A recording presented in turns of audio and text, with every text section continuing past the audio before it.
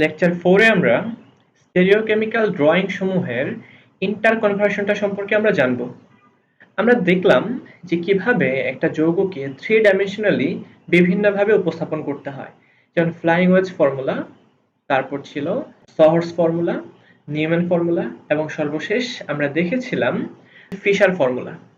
তো আমরা এটা উপস্থাপন করলাম। শুরুতে ওয়েজ ড্যাশ, যেখানে ওয়েজ এবং ড্যাশ থাকবে, এটা ছিল সহর্স ফর্মুলা, আর ছিল নিউম্যান ফর্মুলা বা নিউম্যান প্রজেকশন, এবং সর্বশেষ আমরা দেখেছিলাম ফিশার প্রজেকশন। আমি যদি একটু রিক্যাপ করে দেই, ফিশার প্রজেকশনে আমরা ভার্টিক্যাল একটা লাইন দিয়ে প্রকাশ করতাম, যেটা কিনা বিলো দ্য প্লেনে নির্দেশ করতো, মানে এটা বাঁকায় যেত। আর যে সমস্ত হরাইজন্টাল লাইন ছিল, এটা প্রজাপতির পাখার মতো যেন আমাদের বাইরের দিকে বের হয়ে আসে, এটাকে আমরা বুঝিয়েছিলাম। আচ্ছা, এখন আমরা একটা একটা করে এই ইন্টারকনভার্সন গুলাই খেয়াল করব। শুরুতে আমরা দেখব ফিশার থেকে কিভাবে ফ্লাইং ওয়েজে নিতে হয়। যে ফিশার প্রজেকশন দেওয়া আছে, এখান থেকে ফ্লাইং ওয়েজে নিতে হবে এবং সেখান থেকে আরএস নোমেনক্লেচার বা এনানসিওমারের যে অ্যাবসোলিউট কনফিগারেশন রয়েছে সেটা বের করতে হয়। প্রিভিয়াস লেকচারে দেখেছিলাম যেটা কিনা ভার্টিক্যাল লাইনে থাকে, সেটা হচ্ছে আমাদের থেকে দূরে সরে যায়, মানে আমরা দেখতে পাবো যেন এটা আমাদের থেকে একদম জাস্ট বিলো দ্য প্লেনের দিকে ঢুকে যাচ্ছে, ঠিক আছে, প্লেনের ভেতরে ঢুকে যাচ্ছে। আর যেটা হরাইজন্টাল লাইন, এই হরাইজন্টাল লাইনগুলো যেন আমাদের দিকে আসে। আচ্ছা, এখন এটাকে আমরা ঠিক এইভাবে উপস্থাপন করতে পারবো। 1 নাম্বার কার্বন বা 1 নাম্বার গ্রুপ, যেটাকে আমরা বলবো এই হচ্ছে নাম্বার 1। এখন এটাকে এবং সবার নিচে যেটা আছে এটা, এটাকে আমরা ঠিক এই জায়গাতে রাখবো এবং মাঝখানের যতগুলো গ্রুপ বা কার্বন থাকবে তাদেরকে আমরা ঠিক এরকম একটা বাঁকানো চাঁদের মতো একটা সি কনফরমেশনে সি, যে এদেরকে আমরা সি এর মতো করে উপস্থাপন করব, আমরা বাকিও উপস্থাপন করব এবং মাঝখানে যতগুলো কার্বন আছে সেই কার্বনগুলোকে আমি একটা কর্নার আকারে উপস্থাপন করলাম, এই একটা, দুইটা, তিনটা এবং এই চারটা। এখন দেখতে হবে আমরা যদি এই স্ট্রাকচারটাকে যদি আমরা ঠিক এইভাবে সাইড থেকে কল্পনা করি, তাহলে আমরা দেখতে পাবো যে ডান দিকে যেটা আছে, এই ডান দিকের গ্রুপটা যেন বাইরের দিকে বের হয়ে আসবে, মানে আমাদের দিকে যেন বের হয়ে আসে, এরকম মনে হবে। তাহলে এখানে আসবে কি, হাইড্রোক্সিল।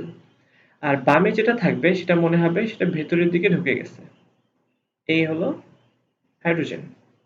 সেম ভাবে আমি এই কার্বনের কথা চিন্তা করি, এটা হচ্ছে এটা, ডানে যেটা আছে সেটা বাইরের দিকে বের হয়ে আসবে, এই যে হাইড্রোক্সিল, আর বামে যেটা সেটা ভেতরের দিকে যাবে, হাইড্রোজেন।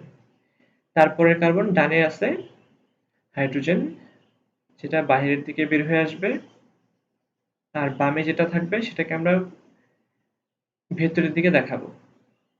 তো এখানেও ডানে হাইড্রোক্সিল আর বামে হাইড্রোজেন। তাহলে আমি আবার যদি একটু রিক্যাপ করি, ফিশার প্রজেকশনে যে ভার্টিক্যাল লাইনটা থাকবে, যে লম্ব রেখাটা থাকবে, সেটা আমাদের থেকে দূরে সরে যাবে, ঠিক আছে, বিলো দ্য প্লেনে নির্দেশ করবে। এখন বিলো দ্য প্লেনে নির্দেশ করার জন্য আমরা ঠিক এইভাবে উপস্থাপন করব শুরুতে, ঠিক আছে। এটাকে আমরা ডটেড লাইন দিয়ে প্রকাশ করব যেন এটা আমাদের থেকে দূরে সরে যাচ্ছে। আর যারা কিনা হরাইজন্টাল আছে তাদেরকে আমরা ঠিক এইভাবে ওয়েজ লাইনে দেখাবো যেন আমাদের দিকে আসে। তারপর এটাকে আমরা এরকম সি শেপ দিব এটাকে, ঠিক আছে। সি শেপে যখন উপস্থাপন করব তখন দেখা যাবে এই ডান দিকে যেটা আছে যেহেতু আমাদের দিকে বের হয়ে আসতেছে, আমরা যদি এই সাইড থেকে যদি আমরা দেখি এটাকে, এই সাইড থেকে দেখলে কিন্তু আমরা ঠিক এরকমটা দেখব যে এই ডান সাইডের যে হাইড্রোজেন আছে, হাইড্রোক্সিল রয়েছে, এই হাইড্রোক্সিল যেন বাইরের দিকে বের হয়ে আসে এবং যারা বাম দিকে আছে সেটা যেন ওই যে ভেতরের দিকে চলে যাচ্ছে, ঠিক আছে। তাহলে এটা কি, এই সাইডটা কি আমাদের হাইড্রোক্সিল আমাদের কাছে না, এটা কাছে থাকবে মানে আমাদের দিকে চলে আসবে, আর হাইড্রোজেন যেটা সেটা ভেতরের দিকে যাবে। আমরা জাস্ট এটাকে মাথায় রাখার জন্য এইভাবে বলবো, যখন আমরা সি শেপ দিয়ে এই ফ্লাইং ওয়েজ ফর্মুলাটাকে আঁকবো, তখন ডানে যেটা থাকবে সেটা যাবে উপরে আর বামে যেটা থাকবে সেটা নিচে। এখন কেন, কারণ আমরা যদি এই সাইড থেকে দেখি, এই সাইড থেকে যদি আমরা দেখি সি শেপ বানানোর জন্য, তাহলে আমরা দেখতে পাবো ডান দিকে যেটা আছে সেটা আমাদের কাছে আছে, তাই কিনা, হাইড্রোক্সিল আমাদের কাছে আছে, হাইড্রোক্সিল আমাদের কাছে আছে। তো যেটা আমাদের দিকে আমাদের কাছে থাকে, মানে আমাদের দিকে যেটা আসে সেটাকে আমরা কিভাবে দেখাই, ওয়েজ লাইনে দেখাই। ঠিক এইভাবেই আমরা ফিশার প্রজেকশন থেকে ফ্লাইং ওয়েজ ফর্মুলাতে নিয়ে যেতে পারবো। এবার আমরা খেয়াল করি কিভাবে এই উল্টা কাজটা করতে হয়।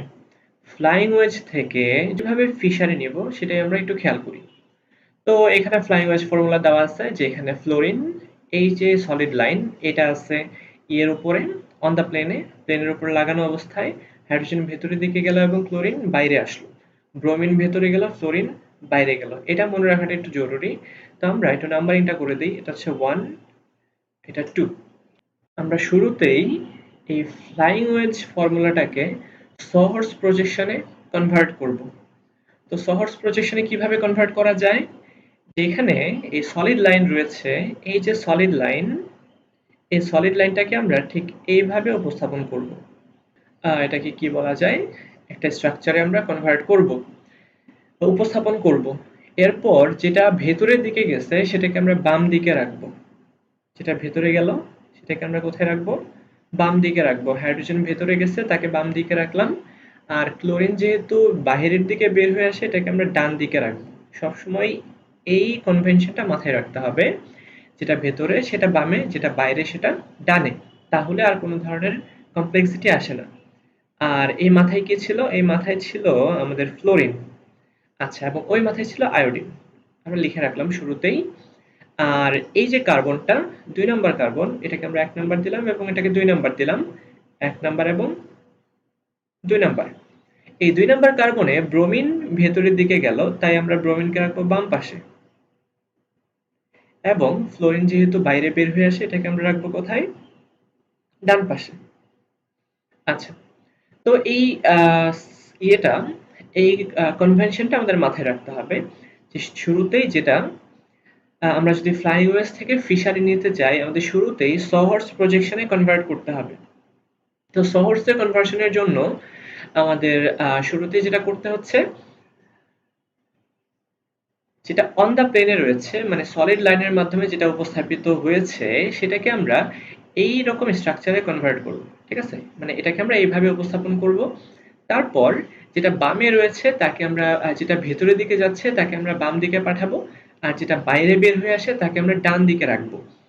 সেম ভাবে এখানে ব্রোমিন ভেতর দিকে যাচ্ছে বলে আমরা বাম দিকে রেখেছিলাম এবং ফ্লোরিনকে ডান দিকে রেখেছি।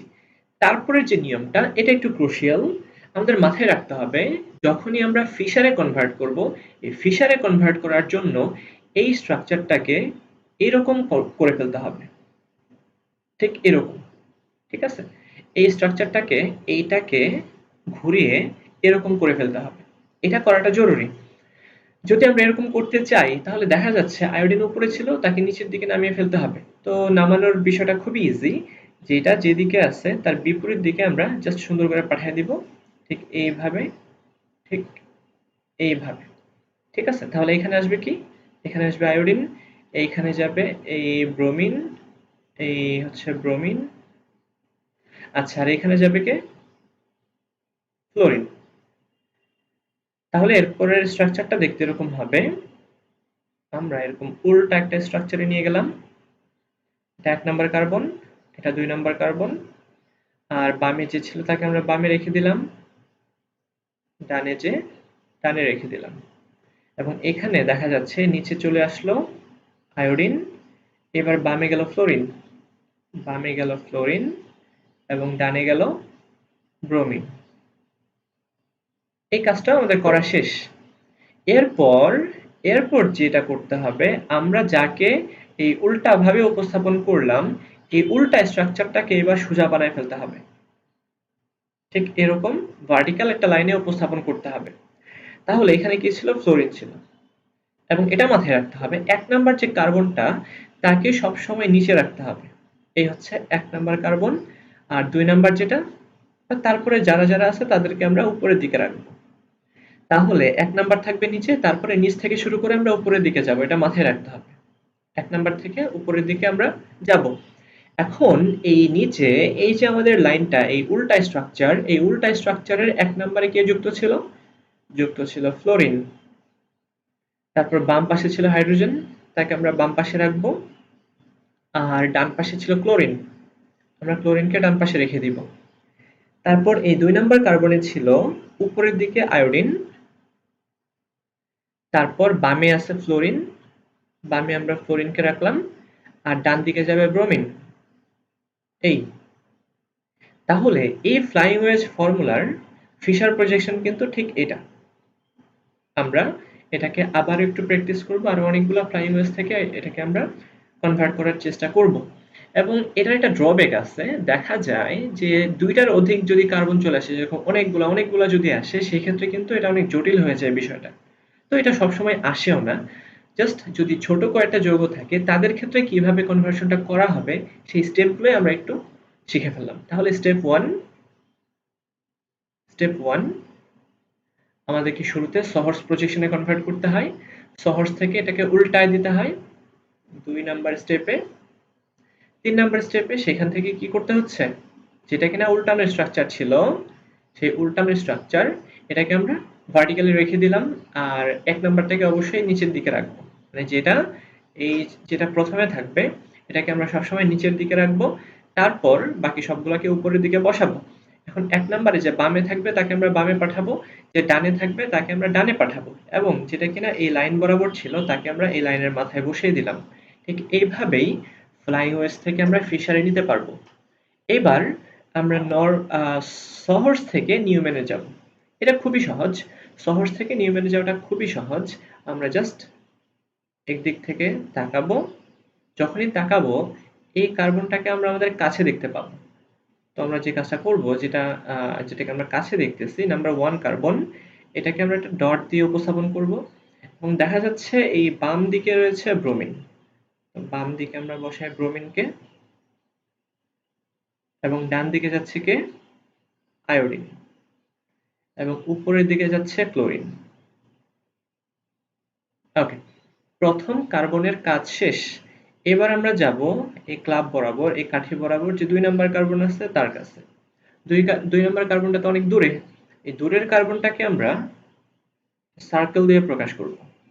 এই সার্কেলের ডান পাশে উপরের দিকে যাচ্ছে ইথাইল। আমরা যদি একটু মনোযোগ দিয়ে খেয়াল করি বাম পাশের স্ট্রাকচারটা, বাম দিকে উপরে যাচ্ছে